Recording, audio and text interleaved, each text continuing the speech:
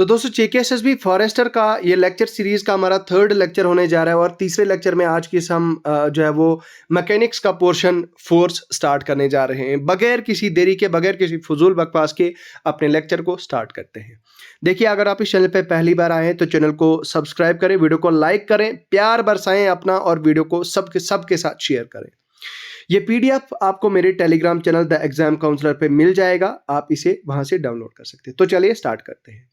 Force क्या है भाई? ये बताता है कि जब भी आपका एक ऑब्जेक्ट मूव करता है, जब भी एक बॉडी एक जगह से दूसरी जगह जाती है, तो उसके ऊपर एक एक्सटर्नल फोर्स लगती है, एक ताकत लगती है। और वो जो ताकत लगा के आप एक ऑब्जेक्ट को एक जगह से दूसरी जगह जब आप ऑब्जेक्ट को हिलाते हो, मूव करते हो, तो जो चीज उसको मूव करती है उसको हम बोलते हैं फोर्स। तो आई होप आपको समझ आ गया होगा फोर्स का मतलब क्या होता है। यहां पे अगर फिजिक्स की भाषा में पढ़ें तो बताया जा रहा है कि भाई इसको हम कहते हैं interaction that when unopposed will change the motion of the object. मतलब मिसाल के तौर पर मैंने टेबल के ऊपर एक बुक रखी है और बुक को मैंने वहां से उठाया और दूसरी जगह रख दिया, तो उसको मुझे कुछ फोर्स लगी ना, मतलब कुछ ताकत लगी मुझे। कुछ ताकत लगने के बाद ही जब मैंने उसको ताकत लगाई, फोर्स लगाई, और फोर्स लगाने के बाद ही एक जगह से दूसरी जगह हटाई, तो यहाँ पे जो है वो मेरे ऑब्जेक्ट की डायरेक्शन जो है वो चेंज हो गई। मेरे ऑब्जेक्ट जो है वो उसकी पोजीशन चेंज हो गई, माफ कीजिएगा, पोजीशन एक जगह से दूसरी जगह चली गई, तो पोजीशन चेंज हो गई। That is called force. उसके बाद दोस्तों टाइप्स ऑफ फोर्सेस क्या होती है? फोर्सेस भाई दो तरह की होती हैं, एक होती है कॉन्टैक्ट फोर्सेस, दूसरी होती है नॉन कॉन्टैक्ट फोर्सेस। ठीक है, non contact forces. Contact forces में क्या क्या होती है? एक होती है नॉर्मल फोर्स, दूसरी होती है टेंशन फोर्स। अब नॉर्मल फोर्स जो है वो act perpendicular to the surface of the object is in the contact with in it. इसका मतलब ये हुआ कि नॉर्मल फोर्स ऐसी फोर्स होती है दोस्तों, मतलब जब आप एक ऑब्जेक्ट के ऊपर आपने फोर्स लगाई तो ये आपका ऑब्जेक्ट है, तो इसके ऊपर परपेंडिकुलर इस तरह से जब फोर्स लगी तो उसका हम बोलेंगे नॉर्मल फोर्स। टॉर्क फोर्स जो है वो क्या होती है? टॉर्क फोर्स होती है मतलब व्हेन, यहां पे आप देखें when the object is pulled by a rope or cable। जब आप एक ऑब्जेक्ट को रस्सी से या फिर केबल से जो है वो आप मूव कराते हो, तो उसको वहां पे जो है वो टेंशन फोर्स लगती है, नॉट टॉर्क फोर्स, माफ कीजिएगा, टेंशन फोर्स लगती है। आप थोड़ा डीपली अगर टेंशन फोर्स को समझे तो इसे हम कॉमनली फिजिक्स में जो है वो समझते हैं। मतलब जब आप एक काम करते हो, किसी रस्सी को, किसी केबल को या किसी स्ट्रिंग को जब आप खींचते हो, फ्लेक्सिबल मटेरियल या कुछ फ्लेक्सिबल मटेरियल, तो उसमें जो फोर्स जनरेट होती है, उसके अंदर जो फोर्स होती है उसको हम बोलते हैं टेंशन। मतलब ये इन शॉर्ट अगर आपको बताऊं देसी भाषा और सिंपल भाषा में अगर आपको समझाऊं, आपने क्या काम करना है? आपने एक बड़ा सा पत्थर है, फॉर एग्जांपल एक रेक्टेंगुलर पत्थर है। अब पत्थर में यहां पे एक सुराख है, यहां पे भी एक सुराख है, तो आपने क्या काम करना है? यहां पे आपने एक मोटी सी बड़ी सी रस्सी यहां पे लगा दी, इसमें यहां पे अटैच कर दी, और यहां से जो है वो इस तरह से अटैच कर दी रस्सी, और दो बंदे इधर से आगे दो बंदे। जब उन चार बंदों ने इसको फोर्स लगाई, तो पहले तो भाई वो रस्सी को जब खींचेंगे तो रस्सी के ऊपर फोर्स लगेगी। अब रस्सी के अंदर, अब क्योंकि रस्सी ऐसे ढीली होगी ना, तो रस्सी को जब खींचा जाएगा, तो रस्सी जैसे ही खींची जाएगी तो उसके अंदर वो रस्सी वो टाइट हो जाएगी। जैसे ही रस्सी टाइट हो जाएगी तो रस्सी के अंदर फोर्स आएगी, और उस रस्सी के अंदर जो फोर्स आएगी वो फोर्स इस पत्थर को खींच के लेके जाएगी। ठीक है, और उस पत्थर को जो है वो जब खींच के ले जाएगी, यहां पे मुझे जरा कलर चेंज करने दीजिए, हाँ, जब वो उसको मतलब खींच के ले जाएगी तो वही वहां से ही आपकी टेंशन जो है वही आपकी टेंशन जनरेट होती है। मतलब इन शॉर्ट में अगर बताऊं कि जब भी आपने किसी ऑब्जेक्ट को रस्सी से बांध के खींच रहे हैं आप, तो उस रस्सी के अंदर जो फोर्स जो है जनरेट हो रही है, उस फोर्स की वजह से जो आपका ऑब्जेक्ट मूव कर रहा है, तो उस फोर्स के अंदर हम बोलते हैं टेंशन। मतलब उस रस्सी के अंदर जो फोर्स होती है उसको हम बोलते हैं टेंशन। ठीक है, direction, the tension force acts along the direction of the rope और the cable is always directed away from the object applying the force. भाई ये तो सीधी सी बात है, जब आपने एक ऑब्जेक्ट को, मैंने बोला कि पत्थर को यहां से हटाना है, तो भाई उसको वहां से दूर, मतलब उसकी डायरेक्शन उससे दूर, वहां से उसको भगाया जाता है ना, रूप उसको खींचा जाता है। ठीक है, तो मतलब अवे फ्रॉम द अवे मतलब अवे फ्रॉम द ऑब्जेक्ट लगाई जाती है, इसको हम बोलते हैं पुलिंग फोर्स। हाँ, एक और चीज, इसको हम बोलते हैं, क्या बोलते हैं, पुलिंग फोर्स, मतलब खींचने वाली फोर्स। ठीक है, टेंशन को हम बोलते हैं पुलिंग फोर्स भी बोलते हैं। ये छोटी छोटी टर्म्स है, ये आपको याद रखनी। बाकी magnitude of the tension force is determined by the force applied to one of the material. तो भाई मैग्नीट्यूड क्या है भाई, कितनी फोर्स से आप उस ऑब्जेक्ट को मूव कर रहे हो, कितनी ज्यादा जोर आपके लग रहे हैं, वो जो है वो उसको मैग्नीट्यूड बोलते हैं। बाकी ट्रांसमिशन क्या होता है, tension is transmitted through the entire length. हाँ, ट्रांसमिशन होता है, मतलब ये जो मैंने आपको बताया कि रस्सी पहले ढीली है, नीचे पड़ी हुई है, जब दो जवान यहां से आगे उस रस्सी को पकड़ा तो रस्सी जो है वो टाइट हो गई यहां से इस तरह से, और वो ऑब्जेक्ट को मूव कराने लगी। अब वो जो टाइट रस्सी हो गई ना, तो वही ट्रांसमिशन होता है भाई साहब। ठीक है, तो उसको हम बोलते हैं, क्या बोलते हैं, उसको हम ट्रांसमिशन बोलते हैं। बाकी इक्विवेलेंट अपोजिट क्या होता है भाई, वही मोशन वाला। वो ऑब्जेक्ट जो रेस्ट पे होगा, वो बड़ा सा पत्थर, वो तो कहेगा भाई हम मुझे यहीं पे रहना है, लेकिन आप बोलो कि आपको यहाँ नहीं रहना है, चलो चलो चलो चलो यहाँ से, आप उसको घसीट के ले जाओगे। बाकी नॉन ग्रेविटी, ये जो है वो ये ग्रेविटी नॉन ग्रेविटी डिपेंड होता है। टेंशन जो है वो ग्रेविटी पे डिपेंड नहीं करता है। टेंशन भाई रस्सी के अंदर या रोप के अंदर जो, वो ग्रेविटी के अंदर डिपेंड नहीं होता है। ठीक है, फॉर एग्जाम्पल, मतलब इसका मतलब क्या हुआ, नॉन ग्रेविटी डिपेंड का अगर मैं आपको आसान भाषा में बताऊं तो क्या है, आपने क्या काम किया, एक बहुत बड़ा गैलन है पानी का, यहाँ पे आपका एक बहुत बड़ा गैलन है ये तो मैंने यहाँ पे केटल बना दी। तो मान लीजिए यहाँ पे एक बहुत बड़ा गैलन है पानी का। ठीक है, यहाँ पे थोड़ा सा देखिए, इस तरह का गैलन है। I am sorry, I am wrong at drawings, तो थोड़ा सा आपको समझाने के लिए। अब जब आपने पानी का गैलन ऊपर उठाना है, तो भाई गैलन क्या कहेगा, मुझे इधर ही नीचे बैठना है। ठीक है, गैलन के अंदर फोर्स होगी, वो जो फोर्स होगी इस गैलन के अंदर आपको जोर लगाना पड़ेगा, आपको ऊपर उठाना पड़ेगा, ऊपर जब जोर लगाओगे उसको उठाओगे। अब जो गैलन के अंदर जो है वो क्या होगी, वो ग्रेविटी होगी, यानी कि जमीन की जो के अंदर जो फोर्स होती है उसको हम बोलते हैं ग्रेविटी। और उस ग्रेविटी की वजह से उसकी टेंडेंसी क्या होती है कि वो नीचे ही रहे, वो फोर्स जो है वो उसको नीचे की तरफ खींचती है। तो अब ऐसा लिटरली तो नहीं है कि भाई उसको नीचे बोलती आजा तो जमीन के अंदर आजा, ऐसा नहीं होता है। बट फोर्स, एक फोर्स जो है वो ऐसे इस तरह से एक्ट करती है उसके ऊपर, उस बॉडी के ऊपर, उसकी वजह उसको हम बोलते हैं उसको बोलते हैं हम ग्रेविटी डिपेंडेंट। लेकिन यहाँ पे बोल रहा है आप रस्सी जो है वो, भाई रस्सी पे कोई भी ग्रेविटी नहीं होती, उसको बोलते हैं नॉन ग्रेविटी डिपेंडेंट।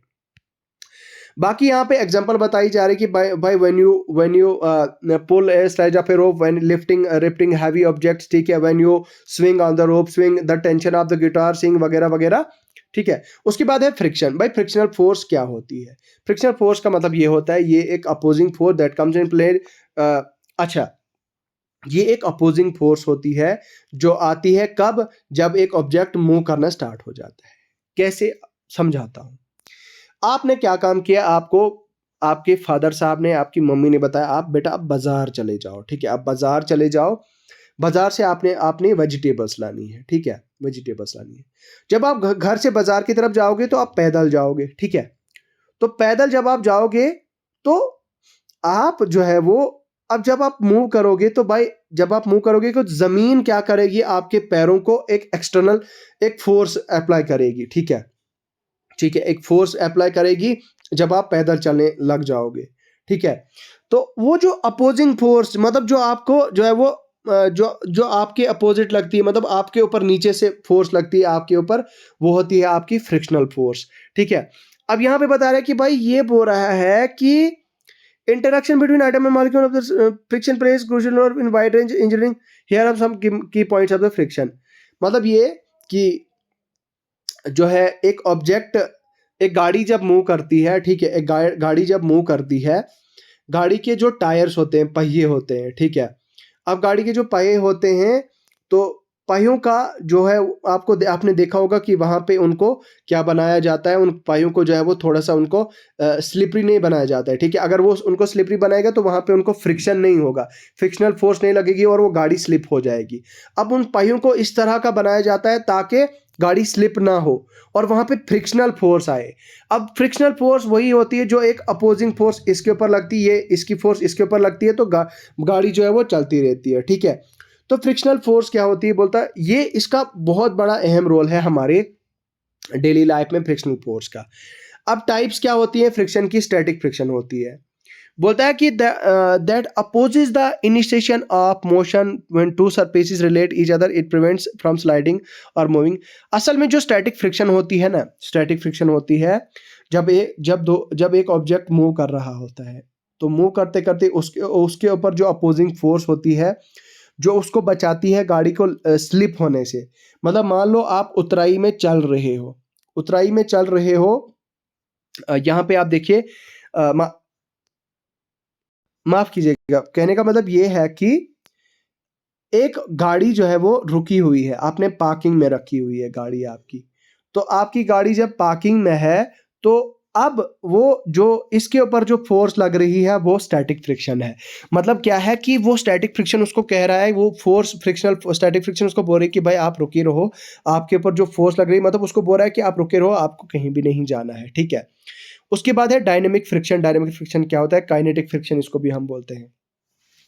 बोलता है कि अब जैसे ही आप वो गाड़ी आपकी चलनी स्टार्ट कर देती है, क्या आपकी गाड़ी चलना स्टार्ट कर देती है, तो जब गाड़ी का चलना स्टार्ट कर देती है तो इसके ऊपर जो फोर्स लगती है, मतलब यहाँ से कहने का मतलब ये है कि जब आपकी गाड़ी चल रही है तो गाड़ी के ऊपर भी नीचे से एक फोर्स लग रही है ताकि गाड़ी आपकी स्लिप ना हो, और वो जो काइनेटिक डायनेमिक फ्रिक्शन होती है वो आपकी गाड़ी को स्लिप होने से बचाती है। मतलब आपको, आई होप आपको समझ आ रहा होगा। अब इसकी एग्जांपल मैं उदाहरण के तौर पर बताऊंगा कि आजकल जो हमारे रोड्स होते हैं ना वो रफ क्यों होते हैं। जैसे जब जब वो ब्लैक टॉप गाड़ी मतलब रोड पे डाला जाता है, जो ब्लैक सरफेस वो चारकोल की वो ब्लैक टॉप जाती है मतलब रोड पे, वो थोड़ा रफ क्यों होता है, वो स्लिपरी क्यों नहीं होता है? उसको रफ इसलिए बनाया जाता है कि जब उसके ऊपर गाड़ी चलेगी तो गाड़ी स्लिप नहीं होगी। अब उसकी सरफेस रफ बनाई जाती है ताकि वो रफ सरफेस से उसको डायनामिक फ्रिक्शन लगे और गाड़ी गाड़ी स्लिप ना हो। तो डायनेमिक फ्रिक्शन कहीं ना कहीं बहुत ज़्यादा ज़रूरी है दोस्तों, मतलब गाड़ी को स्लिप होने से वो बचाती है। जो है वो, इसको हम क्या बोलते हैं? Dynamic friction. और ये वीकर होती है, कमज़ोर होती है किससे? स्टैटिक फ्रिक्शन से। उसके बाद होती है रोलिंग फ्रिक्शन। रोलिंग फ्रिक्शन क्या होती है भाई? ये वो होती है, बोलते हैं रोलिंग फ्रिक्शन। यहाँ पे बोलता है कि it is usually much smaller than friction sliding friction and kinetic friction. अब स्लाइडिंग, एक गाड़ी यहाँ पे बोल रहे हैं कि रोल, जब एक गाड़ी इस तरह से एक पहिया आपने लिया, वो रोल कर रहा है, जैसे ही वो रोल करना स्टार्ट कर देगा वो बहुत तेजी से रोल करेगा, उसको ज़्यादा फोर्स नहीं लगेगी, ठीक है। अब जिस गाड़ी को ज़्यादा फोर्स लगती है, तो यहाँ पे मैं आपको एक चीज़ बताता हूँ, छोड़ो गाड़ी को छोड़ दो। यहाँ पे एक बड़ा सा बॉक्स रखा है, उस बॉक्स को आपने यहाँ से ए पॉइंट से लेकर यहाँ बी पॉइंट के बीच में लेना है। कैसे लोगे? आप इसके ऊपर जोर लगाओगे। जब जोर लगाओगे, बहुत ज़्यादा जोर लगाने के बाद, बहुत, क्योंकि भारी भी होगा, तो यहाँ से एक एक्सटर्नल फोर्स लग रहा होगा उसके ऊपर, जिस फोर्स की वजह से आपको और ज़्यादा जोर लगाना पड़ेगा। आप बोलोगे भैया आप भी आ जाओ, बड़े भैया आप भी आ जाओ, पापा आप भी आ जाओ, हम तीनों मिलके इसको मूव करते हैं। तो फिर जब आपकी तीनों की फोर्स मिल जाती है, वो इसको मूव कराती है यहाँ से, तो ये यहाँ से काइनेटिक फ्रिक्शन या डायनेमिक फ्रिक्शन आपकी कम हो जाती है, फिर आप यहाँ से इसको मूव कराते हो, ठीक है। उसकी जो है वो, बाकी ये इफेक्ट कैसे हमें करता है भाई? नेचर ऑफ सरफेसेस, हमारी रफनेस, मतलब रफनेस या स्मूथनेस के ऊपर सारा डिपेंड होता है। जो सरफेस जितनी ज़्यादा स्मूथ होगी, मतलब उसमें उतनी कम आपकी फ्रिक्शन होगी। जो सरफेस जितनी ज़्यादा रफ होगी, उसमें उतनी ज़्यादा आपकी फ्रिक्शन होगी, ठीक है। बाकी नॉर्मल फोर्स क्या है भाई? जो नॉर्मल हो। बाकी टाइप्स ऑफ मटेरियल क्या है भाई? ये तो इजी चीज़ें हैं, बाकी इसमें कुछ समझने वाला नहीं है। कोफिशिएंट ऑफ फ्रिक्शन क्या होता है? कोफिशिएंट ऑफ फ्रिक्शन होता है, ये एक डायमेंशनलेस वैल्यू होती है जो फ्रिक्शनल प्रॉपर्टीज बताती है किसकी? Two material in contact.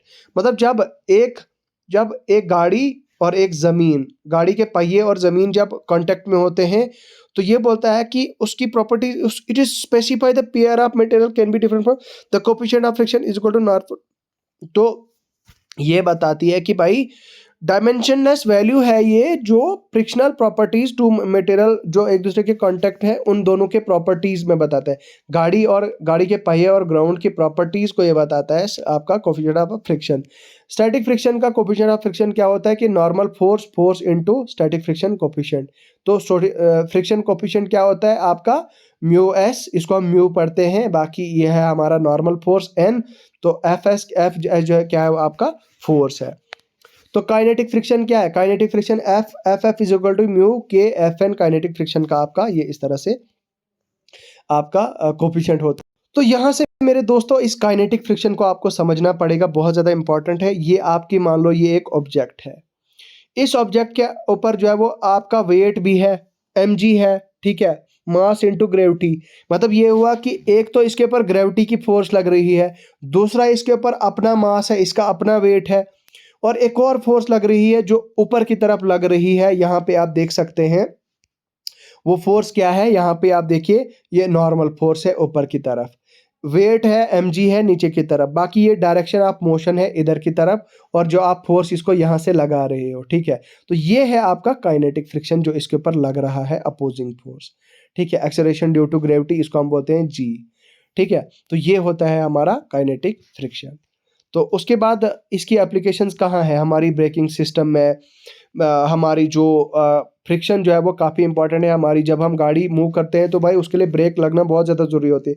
Traction, walking, industrial machinery, sporting equipment वगैरह वगैरह में काफ़ी ज़्यादा इंपॉर्टेंट है। बात करते हैं नॉन कॉन्टैक्ट फोर्सेस की। उसकी नॉन कॉन्टैक्ट फोर्सेस की में आती है आपकी ग्रेविटेशनल फोर्स, इलेक्ट्रोमैग्नेटिक फोर्स, और वीक न्यूक्लियर फोर्स और स्ट्रॉन्ग न्यूक्लियर फोर्स, ठीक है।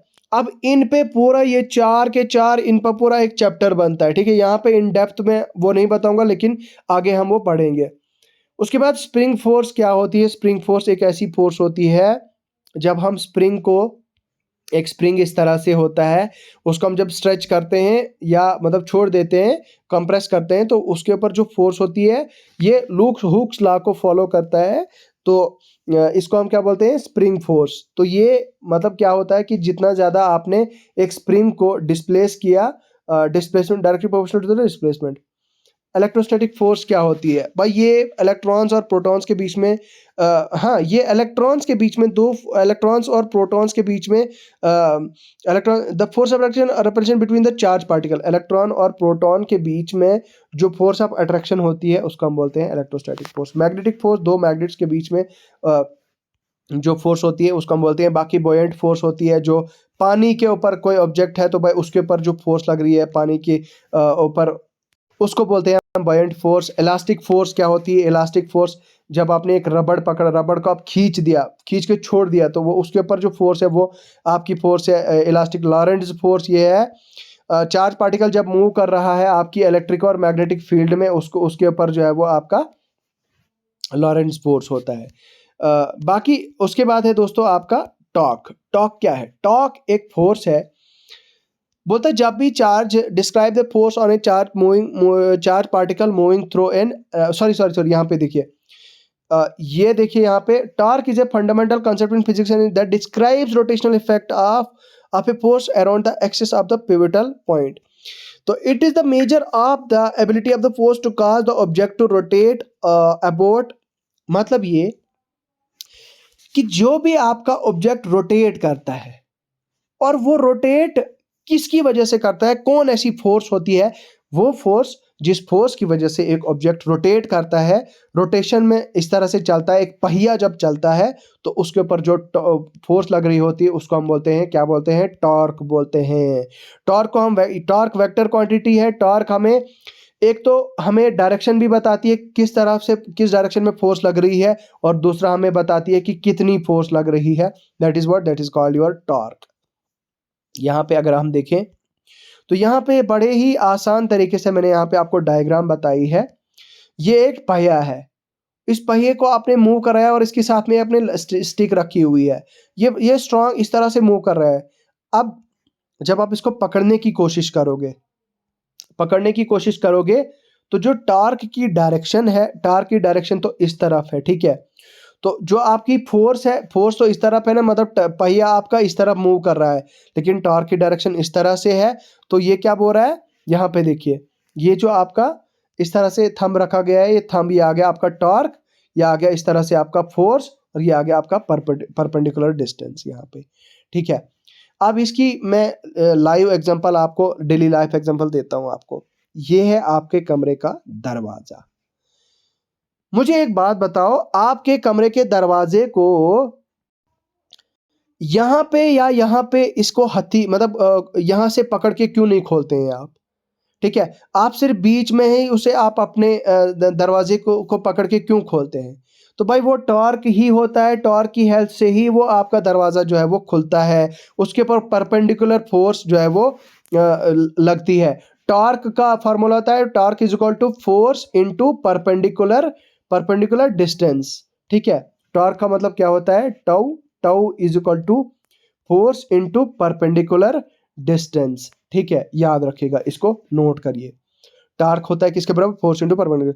तो इसका मतलब ये हुआ कि जब आपने दरवाजा खोला, दरवाजे को बीच से आपने खोला, तो इसके ऊपर परपेंडिकुलर यहाँ पे फोर्स लग रही है, यहाँ पे इस तरह से, तो उस फोर्स टॉर्क की वजह से जो है वो यहाँ पे लग रहा है, और उसकी वजह से आपने आप you are able to open your door. तो मैंने जैसा कि ऑलरेडी आपको कहा कि टॉर्क की को टाउ से, इसको हम बोलते हैं टाउ, टाउ से डिनोट करते हैं, tau is equal to R into F. ठीक है, उसके बाद आगे बढ़ते हैं यूनिट। ऐसा यूनिट क्या होता है, टॉर्क होता है, ऐसा यूनिट होता है इसका हमारा न्यूटन मीटर एनएम। उसके अलावा बाकी जो सिस्टम्स ऑफ यूनिट है इसको हम एक्सप्रेस करते हैं पाउंड फीट में, एलबी, एफ टी, और बाकी डाइन सेंटीमीटर हम इसको एफ के एस में डिनोट करते हैं।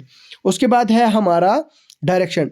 Torque is A vector quantity in which both magnitude and direction, भाई ये तो मैंने आपको ऑलरेडी बता दिया।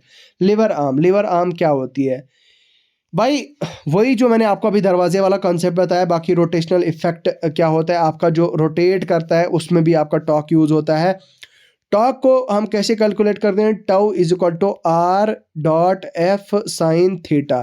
ठीक है, इसको हम क्या बोलते हैं, where torque is tau is torque newton metre. बाकी आर जो है वो परपेंडिकुलर डिस्टेंस है आपका, आर जो है वो आपकी लेवर आर्म है। उसके बाद प्रैक्टिकल बोलते हैं ए रेंच टर्निंग ए बोल्ट। ठीक है यार, इसकी एग्जांपल मैंने बड़ी ज़बरदस्त बताई, डोर हिंजेस। ये देखो दरवाजे का जो कब्जा है, जो कब्जे होते हैं जिनके ऊपर दरवाजे लगे होते हैं, ठीक है, वो जो कब्जा होता है उसके ऊपर जो फोर्स होती है वो उसको हम क्या बोलते हैं, टॉर्क होते हैं, टॉर्क बोलते हैं। व्हील को जब आप रोटेट करते हो, बाकी जब आप इंजन को ऑन करते हो, ये है इसकी कुछ एग्जांपल। बाकी लेवर क्या है, लिवर क्या है, एक सिंपल मशीन है made of rigid beam and fulcrum. ये एक मशीन है, यहाँ पे देखिए इस तरह से, ये आपका फल्क्रम है, ये आपका बीम है इस तरह से, तो इसको हम क्या बोलते हैं, लेवर। अब इफर्ट, इनपुट फोर्स और लोड जो है वो इसके ऊपर जब पड़ता है, तो ये इसके ऊपर ज़्यादा वेट इधर पड़ता है तो इधर जाता है, इधर पड़ता है तो इधर जाता है, यहाँ से ऊपर जाता है। ठीक है, अब यहाँ पे समझने वाली चीज़ क्या है, टॉर्क क्या कर रहा है, इसको रोटेट करवा रहा है। यहाँ पे देखिए ये बीम है मेरा, और ये मेरा क्या है, फल्क्रम है। अब इसको मैंने क्या काम किया, यहाँ से मेरा ज़्यादा वेट आ गया, तो यहाँ से ये इस तरह से डाउन हो गया, और इस तरह यहाँ से अप हो गया। यहाँ से ज़्यादा फोर्स लगी तो यहाँ से इस तरह से, यहाँ से इस तरह से नीचे हो गया, और यहाँ से ऊपर की तरफ ये ऐसे लग गया। ठीक है, तो ये क्या है, रोटेटिंग टॉर्क, मतलब ये इस तरह से। अब मैं आपको थोड़ा सा सिंपल भाषा में अगर समझाऊं तो इस तरह से ये होता है, ये इस तरह से ऐसे, और इस तरह से ऐसे, ये होता है आपका टॉर्क, ये होता है आपका टॉर्क। ठीक है, तो इस तरह से हम बोलते हैं इसको, मतलब ये आपका अगर इधर की तरफ आया तो ये इधर की तरफ जाएगा, अगर आपका ये नीचे की तरफ आया तो ये ऊपर की तरफ जाएगा। ठीक है, इसकी जो है वो मैकेनिकल एडवांटेज क्या है। अच्छा, मैकेनिकल एज क्या होता है, आपके जो पुली होती है उसमें, इसको हम बोलते हैं मैकेनिकल एडवांटेज होता है, हम इसको बोलते हैं mechanical advantage load upon effort, distance from load to the fulcrum is distance from effort to the fulcrum. उसके बाद mechanical advantage is equal to the ratio, ये तो हमने आपको बता ही दिया। बाकी यार यहाँ पे एफोर्ट क्या है, यहाँ पे लोड मैंने इसके ऊपर डाला तो भाई ये ऑब्वियसली ये ऊपर जाएगा, ये तो मैंने आपको ऑलरेडी एक्सप्लेन कर दिया। बाकी फर्स्ट क्लास लेवर क्या होता है, फर्स्ट क्लास लेवर में हमारा क्या होता है, load is located, fulcrum is located between the load and the effort, load और एफर्ट के बीच में ये मेरा फर्स्ट क्लास लेवर्स है। मतलब ये हमारा, ये क्या है, हमारा फल्क्रम जो है वो लोड और एफर्ट के बीच में है, तो इसको हम क्या बोलेंगे, फर्स्ट क्लास। उसके बाद second class, first class the locate, ये हो गया मेरा सेकंड क्लास, जब मेरा लोड जो है वो क्या है, जब मैं इसको एफर्ट दे रहा हूँ नीचे की तरफ, यहाँ नीचे की तरफ, और ये लोड मेरा ऊपर की तरफ जाएगा, ये शॉर्ट डिस्टेंस है, यहाँ से छोटा डिस्टेंस, तो ये आ गया मेरा सेकंड क्लास। ठीक है, बाकी इसकी एग्जांपल आप देख सकते हो भाई, जब आप कंची से काटते हो, या यहाँ पे ये भी आपको एग्जांपल दी हुई है, या इस तरह से आपकी बाकी एग्जांपल्स यहाँ पे मेंशन करके रखी हैं। सेकंड क्लास लेवर में क्या होता है कि भाई load is located between the effort and the fulcrum. मतलब ये जो लोड होता है एफर्ट और फल्क्रम के बीच में, माफ़ कीजिएगा, यहाँ पे अवेलेबल होता है, इसको हम बोलते हैं सेकंड क्लास लेवर, ठीक है। तो इसकी एग्जांपल होती है हमारी, जैसे हमारी एक टांग के हम खड़े होते हैं, या ये जो लोड कैरियर जैसा होता है ये। उसके बाद होता है थर्ड क्लास, जो है वो थर्ड क्लास लेवर्स क्या होती है, जब आपका एफर्ट लोड और फल्क्रम के बीच में होता है तो उसको हम क्या बोलते हैं, थर्ड क्लास लेवर। मतलब ये कि यहाँ पे आपने एक ऑब्जेक्ट रखा है, यहाँ पे आपका फल्क्रम है और यहाँ से आप इसको ऊपर उठा रहे हैं, यहाँ से आप कोशिश कर रहे हैं उठाने की, इसका मतलब यह है थर्ड क्लास, जो है वो थर्ड क्लास लेवर, ठीक है। तो ये जो है वो आपका यहाँ पे आज का ये सारा सेशन यहाँ पे कंप्लीट हो जाता है। तो अब हम फोर्थ सेशन में work power and energy start करेंगे और इसको फोर्थ सेशन में कंप्लीट करेंगे, और उसके बाद हमारा ग्रेविटेशन है वो हम करेंगे। बाकी ये पीडीएफ आपको मेरे टेलीग्राम चैनल पे मिल जाएगा। मुझे अभी के लिए फ़िलहाल दीजिए इजाज़त, खुदा हाफ़िज़।